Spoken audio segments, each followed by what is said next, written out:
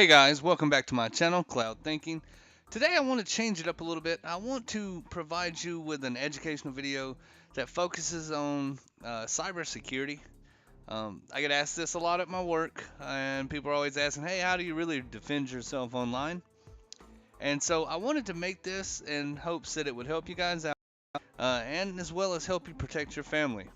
So today I am going to focus on three major areas, and that will be education, hardware defense, and family defense.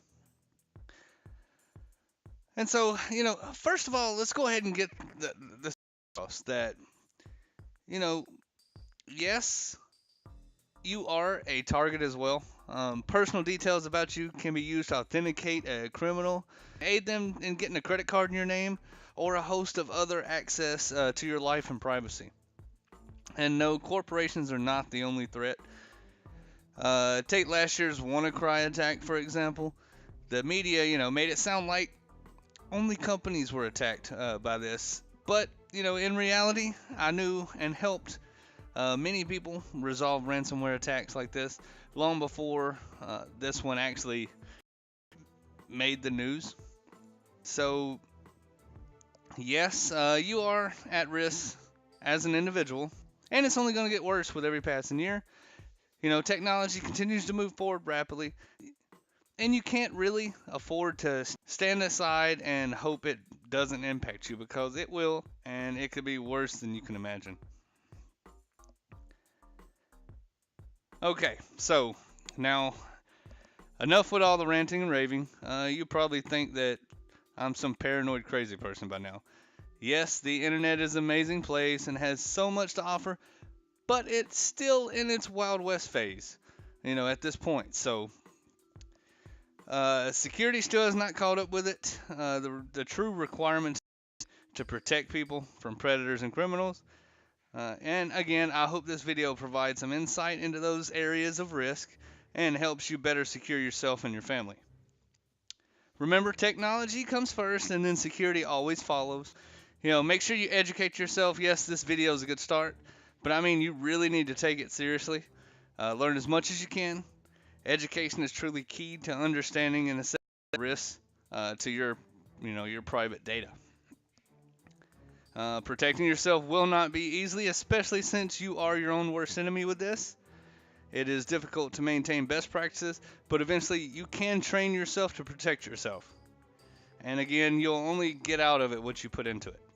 So let's start off with understanding some of the common threats and terminology. First, we have spoofing and phishing. Now, spoofing is basically impersonating or pretending to be someone different online. An example of this would be if you receive an email that appears to be from a familiar person or a business, but it actually is not. Phishing takes this to another level. It actually uses spoofing like a legitimate email, but it has you perform an action, such as clicking a link or opening an attachment, which then installs a program for malicious purposes. Now, these emails, attachments, and links, they look very real. And you should never open attachments and links unless you have verified they are real.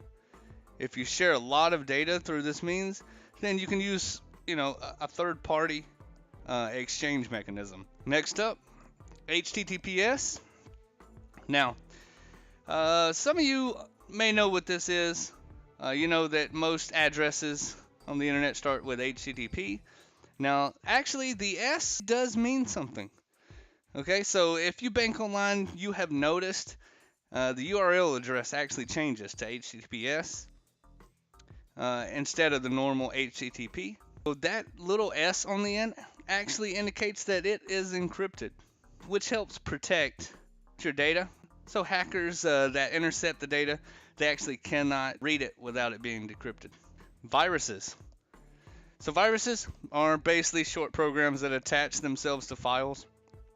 And they're designed to cause damage when activated. The way to protect yourself from these types of files is to use, again, a file sharing service. Worms.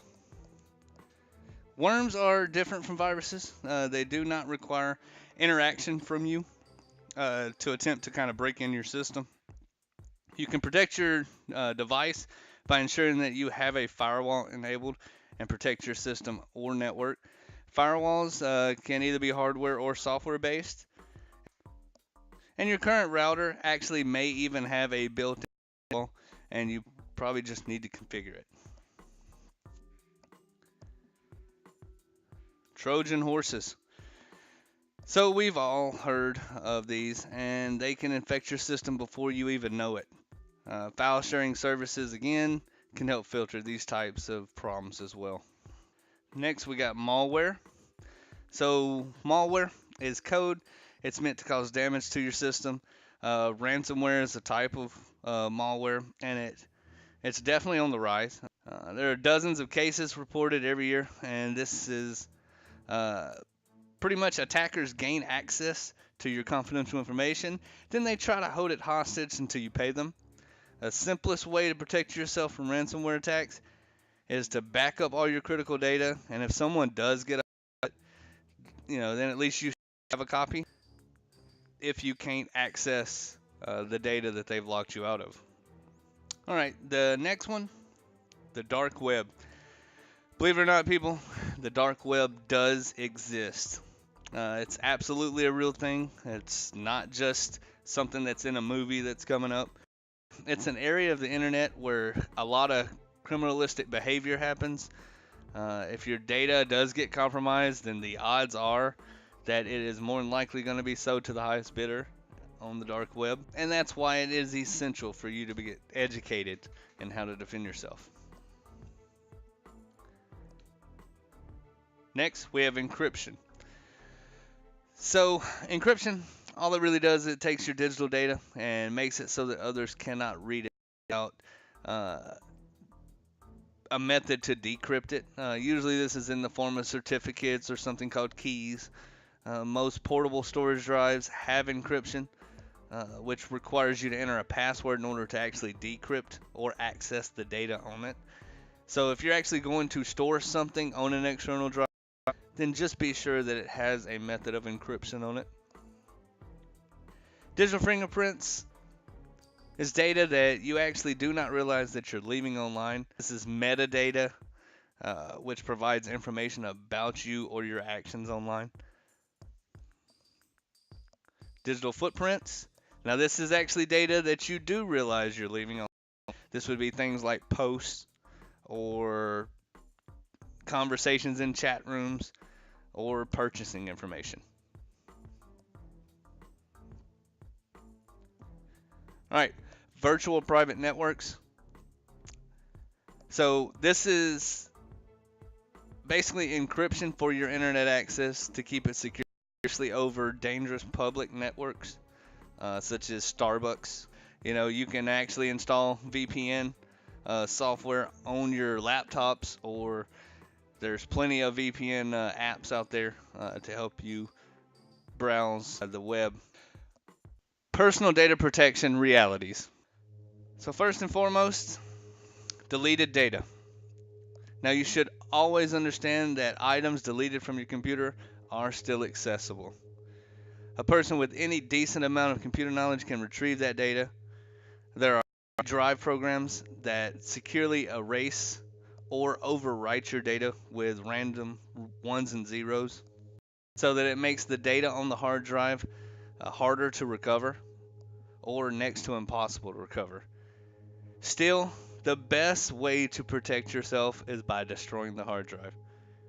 Now, destroying the hard drive is not possible with cloud-based storage solutions. These days, anytime you save anything, a copy goes to your hard drive and a copy goes to the cloud storage area. Odds are, if you're logged into a Windows account or an Apple account, then your data is being backed up to a server that resides in a data center that actually belongs to a company. So, non-critical data. Now, this does offer a level of security with cloud storage. It's a lot better than what you would actually have backing your stuff up on your own, because the data centers that host cloud storage solutions, they do have professional grade software and hardware, which protects your data. However, it's still a copy of your information in the cloud, so be sure to only back up data that is actually not critical to your life. Ownership. So, very important information here. As a consumer, you generally do not own any data that you store on a company's servers. And by that, I mean this includes a cloud storage solution. All right, so all your pictures, all your notes, documents, account info is stored on the company's servers, and odds are you don't own it anymore. And just to kind of throw an example in that, now most of you are probably, oh, well, it's just pictures and it's just this trivial information. So, let me ask you a question. How many of you actually, for good practice, I know you've been taught, oh, this is good practice, and it is for the most part, if you're not backing it up to a cloud storage solution. And what that is say you take a picture of your driver's license, or you take a picture of your license plate, or your passport. Well, when you take that picture, odds are it's been backed up on cloud storage. So, believe it or not, that comes as a picture of all your private data. Just be aware, okay? Encryption. So even if you're storing stuff online, you still need to make sure that you're backing it up locally. And again, if you're on a storage device, make sure you use that encryption that I spoke of earlier. Social media. All right, so you should understand that you are very vulnerable when using social media platforms. These platforms, they do zero verification and validation to prove that a user is actually who they claim to be. There's no way for you to guarantee that your data is going to stay private in this environment, and you should know that all of the games, quizzes, pop-ups that ask you your favorite color, what your favorite flower is. Well, all this stuff may seem silly, but it's doing nothing more than gathering even more information about you so that you can eventually be advertised to. All right? It's very clever. Most social media platforms do offer some security features, but by default, these settings are usually turned off to help actually maximize the functionality of the social network. You should go through, look at those settings, and determine for yourself which features are actually worth turning off or leaving on. Browser history and cookies. Most of you probably understand and know that browser history and cookies, all of these items are tracked and recorded, and again, all so that you can be advertised to. So the next one, this is very important. And I know a lot of you, when you say this, you're going to be, you are crazy, right? Because all of these user agreements are long, and it's really fine print, and there's no way that you can sit and read it. I suggest that you sit and read it, okay? So, read the user agreements. Even if it's 30 pages long, full of the biggest bunch of legal BS that you have ever read in your life, just read it, okay? I bet you're going to discover things in that agreement that you probably wouldn't want to agree to. All right, so a lot of these are getting looked at again because of the whole Facebook incident, but do a basic Google search. Look at the craziest things that people ever found in user agreements. You're going to be surprised. Just the ones that I found myself. I just kind of jotted down some actual examples the other day when planning to make this video. So truthfully, I found some that state that if they host your photo, then they own it. There's another one that has a clause that allows them to use your photo for commercial purposes. I've also found that even if you remove photos, then that company still keeps the rights to it. OnStar, I actually remember when all this was being talked about, and I actually had heard of it and kind of suspected it, but OnStar, the company, or the service, what have you, they actually had an agreement once that enabled them to sell your driving data. So A lot of newer agreements, believe it or not, still have or are including arbitration clauses that kind of block you from suing them. So, listen, I'm not saying you can't use these services. I have apps that I use myself, but I believe you should just be aware that some of the privacy that you're giving up for these services. So, email. Just a couple more things about your email. You probably didn't know these, but email accounts are absolutely not private, and this is coming from a person that works for a corporation. They are not private. Admins at these companies can absolutely see your email if they choose to. All right. So, yeah, there's tons of supposed to be discreet and things like this, but again, just understand these emails are stored on their server and they can see them. Also, just be aware emails are a legal record in court, so it can be used against you or for you. All right. You want to start using a combination of countermeasures that focus both on your habits and your hardware to actually protect your system. The following list of options, if followed, it'll make it very difficult for your privacy and your system to actually be compromised. The first list that I'm actually going to cover is all based on your actual habits. Then go into the hardware specific list. All right, so first up, passwords and passphrases. Now you want to be sure that you use different passwords for different purposes online. Okay, so if you do a lot of banking or credit card purchases, what have you, these accounts use different passwords or passphrases, which are even better for different purposes. Vault. So, some of you may not know that you can actually use something called a password vault to store all of your passwords in. And what this does is it encrypts and protects them. And you have to use one password to open it. Two-factor authentication, if you can. All of you should be aware of it. If you have an iPhone, you're definitely aware of it. It will send a authentication text to one of your other devices with a passcode on it for you to actually key in on the device that you're trying to sign in with Apple. Separate computers. Separate computers is not be the best setup for everyone. However, it does massively reduce your exposure to lost data if you do this. And I actually completely do this. So, separate computers. You want to use one for accessing the web for basic internet purposes and email, things that are really less sensitive. And for more sensitive applications such as banking, taxes, payments, use a different laptop, right?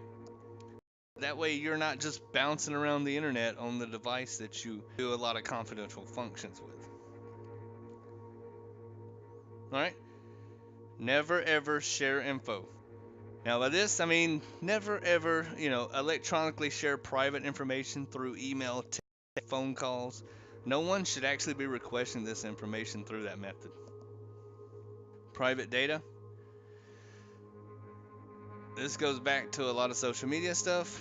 Make sure that you keep private data to yourself. Only post what you expect to actually be made public. If you always get it like that, then I bet you'll start watching what you actually do. Buttons and links. Do not click on password reset buttons or suspicious links unless you actually know the source. So again, this goes back if you get an email and you didn't request that you wanted to change your password, then you should definitely not click those links. If you really suspect it, just go to their website. Follow the process to actually change your password. Site permissions.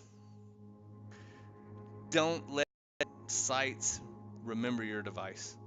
This will actually store your username and password on your computer. It's very dangerous. Right? If someone does gain access to your device, then nothing's really there to stop them from gaining access to your bank account or your email accounts. Separate credit cards. So, use separate credit cards dedicated to online shopping or recurring charges. Ultimately, by doing this separation, it'll help you determine where your data was actually compromised if it does get compromised.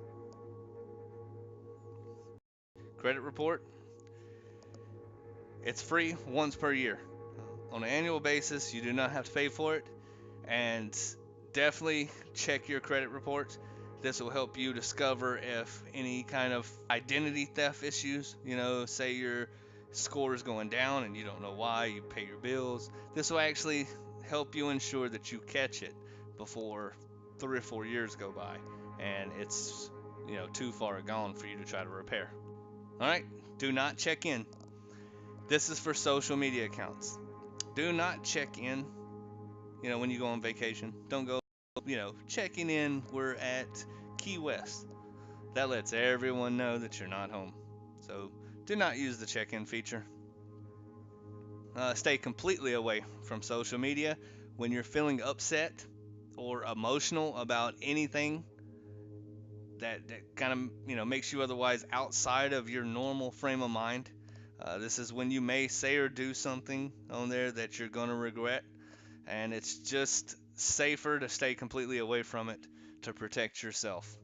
So, research yourself. Every now and then, go and check out yourself. See what you can find out. I bet you'll be amazed at what you'll find out that is plastered all over the internet about you. Or how easy it is to find your property statements. Anything that's kind of considered public, you can actually find it online. So, settings checkup.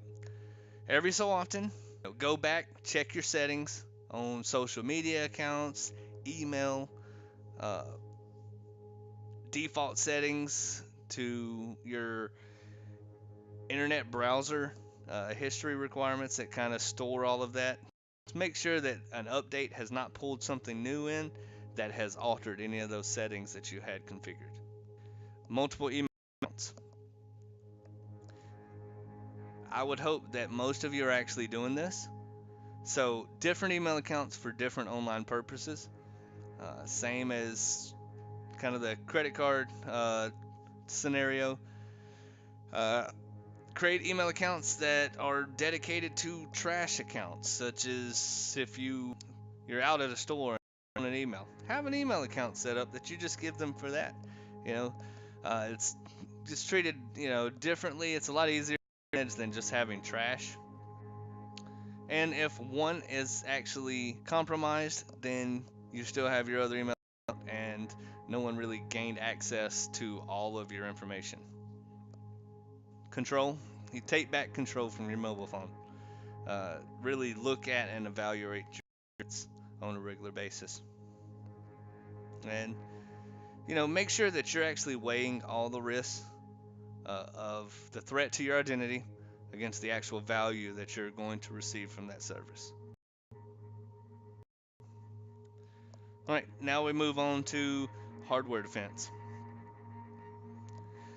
So these countermeasures, they focus solely on hardware defense, and this is the way that you'll protect your devices, phones, PCs, anything that you actually touch the internet with, or even if you don't use it on the internet, a lot of these are actual ways just to protect your system from anyone who's using it. So, as long as you understand completely that devices are not secure when you take them out of the package, it has its basic default configuration, and you'll need to install the correct tools and capabilities in order to make sure that you're protecting yourself. This includes software updates. These help check vulnerabilities on both hardware and software. So make sure you turn on automatic updates and you go and check for any updates whenever you get a new device. Unused programs. There's programs that come pre-installed on a new device, as well as programs that you may have installed over time that you no longer use. They are dangerous to your system, and they use resources on your system that you could use for other purposes. So go through every now and then, uninstall these programs. New devices, go and get rid of any of the basic software that comes installed that you're not going to use. Get rid of it, because at some point in time it's going to try to pull updates and it's going to use resources and ultimately slow down your device. Turn off all devices when you are not using them. All right, this is a really good habit to get into, and it's pretty much the simplest method to actually be able to protect yourself. Mobile phones, I'm pretty much talking about apps. They track your location, so make sure you go and turn off location services if you don't want to use them. A lot of times everybody uses their map, so they're going to leave it on. So it's really up to you. It's kind of, you have to make that decision whether or not you want to leave it on. Now, if you do go to use the map, it'll ask you at that time, do you want to turn it back on? Go ahead, turn it on at that time, use it, but remember to turn it off once you're done. So airplane mode on your device, you want to use it when you actually do not need to be connected, but maybe you want to play a game or something that is actually loaded directly on your device itself. Lock the screen. Lock the screen on your phone, lock the screen on your PC. You're stepping away for a minute, just lock the screen, okay? This is a good habit. This is probably the main issue that I see to data security, right? You can watch everyone, it's lunchtime, they hop up, they take off, okay? Control, delete, enter will lock your screen on your PC. Microphones and cameras, disable them, cover them up, however how you want to do it, but make sure that if you're not using them, then they're deactivated. Properly recycle devices. There's tons of methods to do this. There's a lot of locations that will actually take these. Now remember, you have stuff on them. Different accounts. So, this is very important to learn.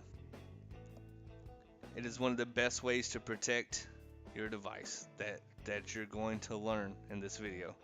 And remember, basic user accounts with restricted privileges should be used at all times, even by you. If it's your device, do not go in there with admin credentials if you don't need to. These basic privileges are going to keep you from being able to install software, access certain system folders, make changes to your system. This will go a long way to protecting your system. If you need admin rights, then you can simply log back in to the system, make the changes, download the software, then switch back to a basic account.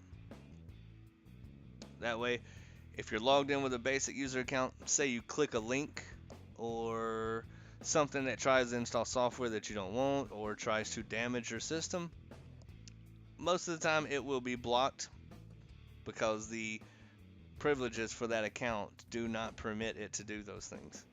This also, if you have friends, family, people that come over your house and they want to hop on your laptop, create a generic account for them to use that is highly restricted, okay, that gives them basic abilities. That way they themselves cannot install software or click links that may damage your computer or risk your private data. So for more on how to actually do this, I'll put a link down to an older video I created a long time ago that has instructions on how to actually create user accounts on your device. All right, out-of-band authentication. So this is one of the best ways to defend against spoofing and phishing. You can use out-of-band authentication. This will help you verify a sender's identity through a different form of communication. I think I've seen a lot of banks starting to do this, that if you go to log in, then it makes a phone call to you just for you to actually type in a key to verify. That is a form of out-of-band authentication. It's just using a secondary means on a different network to actually communicate with you to verify that you are who you say you are. Antivirus software, we have all heard of this, and We've all paid for it at some point in time. So definitely need it. For basic users who, don't want to worry about all kinds of protection for their systems, this offers a lot in a software package. So antivirus software, as you know, of course, it goes for viruses. It also some go for malware attacks. So ensure that you have this software installed and make sure it is up to date. The next one you may not be aware of, and it's not something typically that most people do, but it's called application whitelisting. This is actually what larger companies do that permit people to go to certain sites or not. So this offers a lot of restriction on which applications can be ran on your system. So if that's something that you want to do that offers a lot more protection for your system, do some research on it and go and figure out how. There's all kinds of software out there that does help you control applications. I suggest just looking into it, and it does offer a lot more protection. Encrypt your device. So again, you notice I've came back to encryption several times. This is definitely important, and if you have any information on any device, it should be encrypted. So this goes for mobile devices. You're going to encrypt phones, you can encrypt laptops, which you should definitely be doing. If you travel with it and it gets stolen, then that's going to keep someone from being able to get the data off of it. Intrusion detection. Intrusion detection software, this basically helps you monitor your system. It goes through, looks for malicious behavior, blocks it, or at least minimizes the damage to your system before it ever gets started.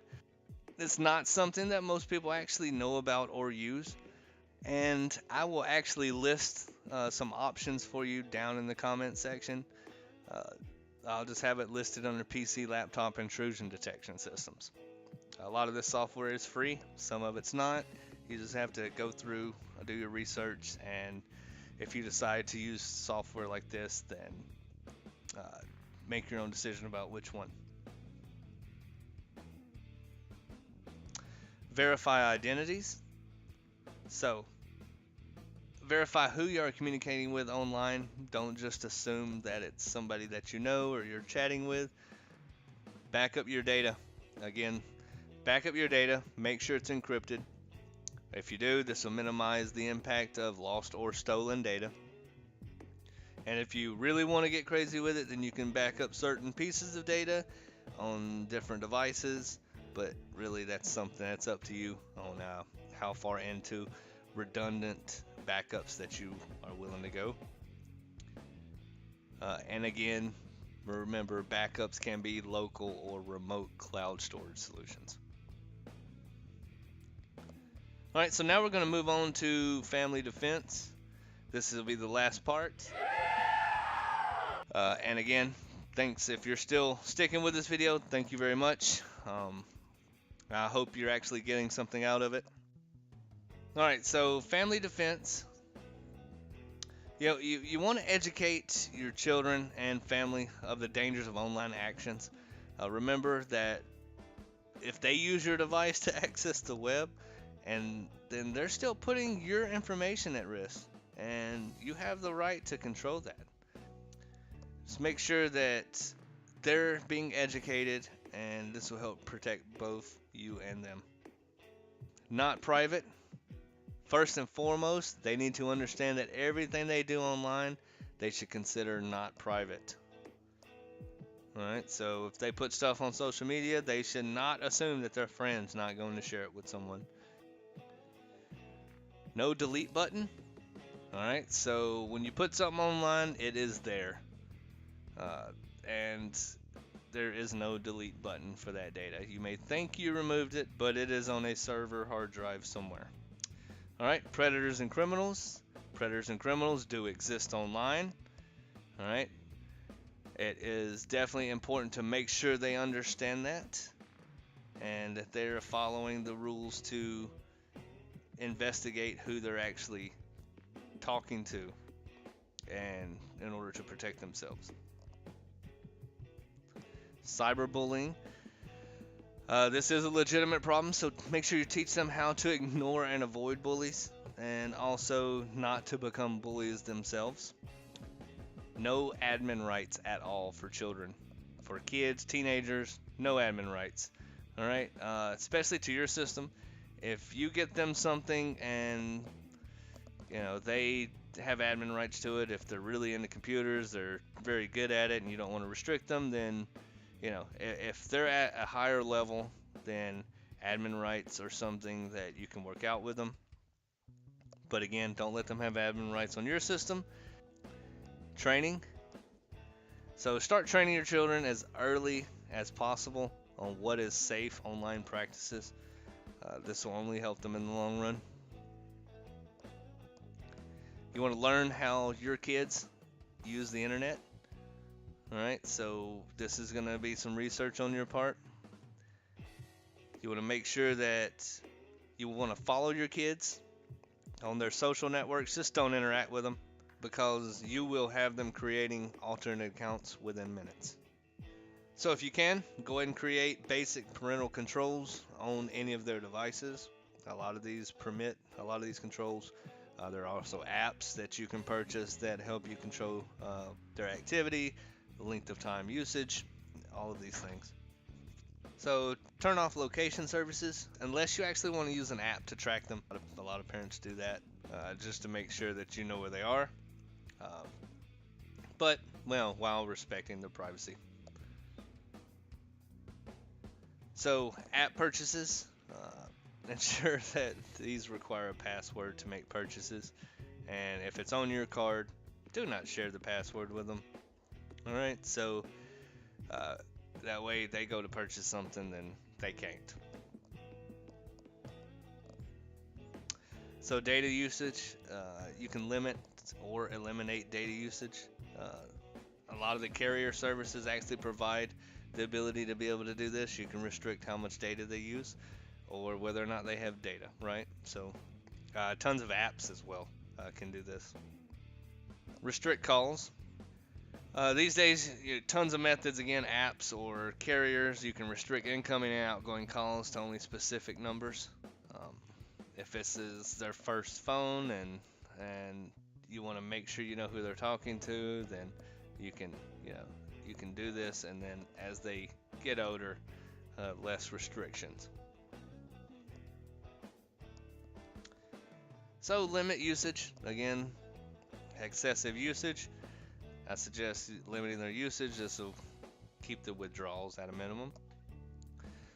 So spot check the ads that appear on their device.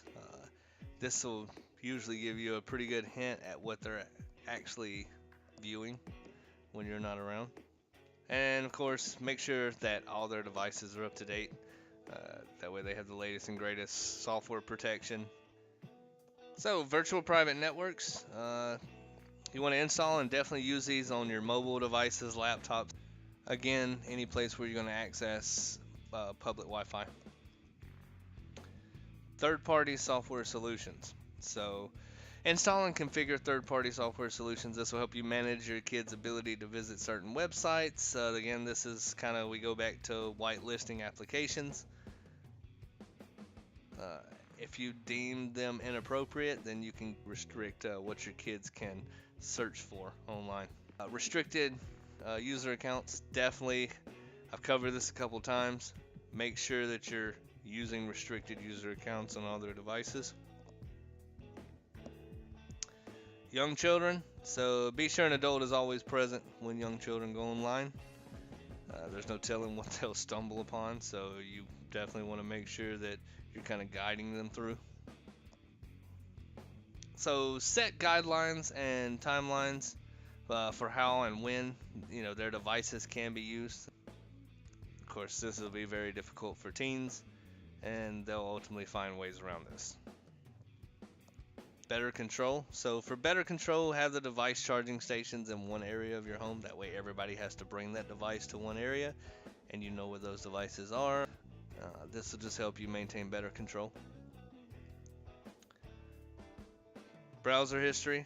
So go spot check your child's browser history. If it is deleted, then you know they're hiding something. If it's not, then you'll have an understanding of what they're kind of looking up. Again, with teenagers, they'll find ways around this, so just be aware. And simple but effective, lock devices. Again, when necessary.